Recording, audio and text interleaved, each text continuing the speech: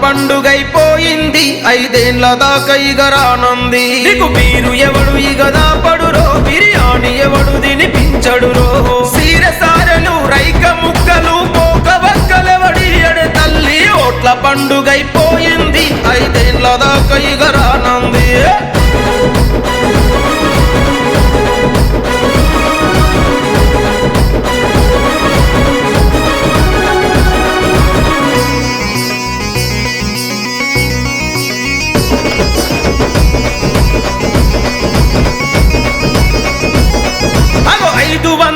చిల్లర రోజుకు 27 కొత్తల నీ బతుకో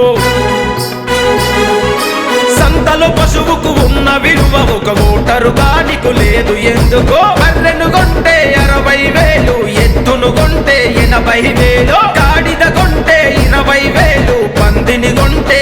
10,000 గాడిద కుక్కలు పందుల కన్నా చౌక బేరం ఓటరు నీ బేరం ఓట్ల పండుగైపోయింది ఐదేండ్ల దాకా ఇగ రానంది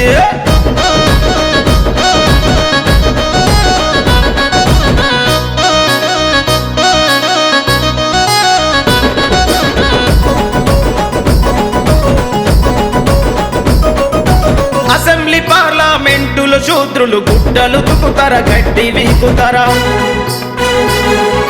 చదువు సంధ్యలేని శ్రమజీవులు గొర్రెల వల చట్ట సభలకొస్తారా అలగ జనానికి ఓటు ఎందుకని అగ్రవర్ణాలు ఏలన చేస్తారా పీడిత బతుకుల కండగా నిలిసి బీద బిక్కితల రాతలు మార్చి బాబాసాహెబ్ త్యాగంతో సాధించిన ఓటు చరిత్ర మరిచిరి ఓట్ల పండుగైపోయింది ఐదేండ్ల దాకా ఇగ రానంది మీరు ఎవడు ఇగ దాపడురో బిర్యానీ ఎవడు తినిపించడురో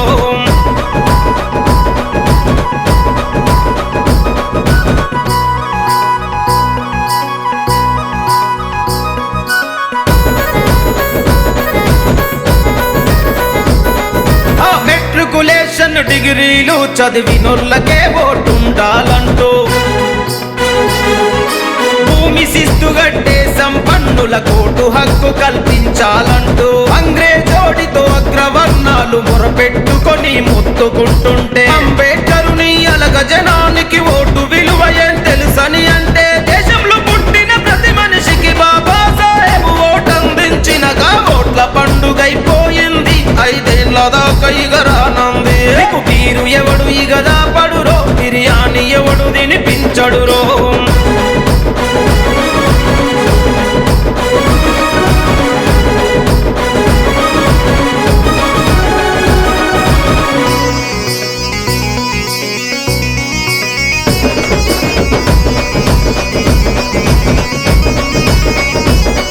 అరే 3% ఉన్నోళ్ళంతా మన దేశాన్ని శాసిస్తుంటే